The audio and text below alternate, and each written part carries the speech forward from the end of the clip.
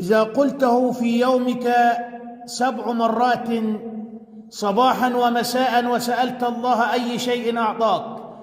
أعوذ بالله السميع العليم من الشيطان الرجيم. بسم الله الرحمن الرحيم، وبه نستعين، والصلاة والسلام على سيد المرسلين سيدنا ونبينا محمد وعلى آله وصحبه وسلم تسليما كثيرا. تقول إذا أصبحت وأمسيت: اللهم أنت خلقتني وأنت تهديني وأنت تطعمني وأنت تسقيني وأنت تميتني وأنت تحييني، لا إله إلا أنت 7 مرات. ثم تقول: يا مجيب يا مجيب يا مجيب من غير عدد. ثم تقرأ سورة الواقعة 3 مرات. وإذا سألت الله شيئا أعطاك الله في هذا اليوم ما تريد وما تتمنى.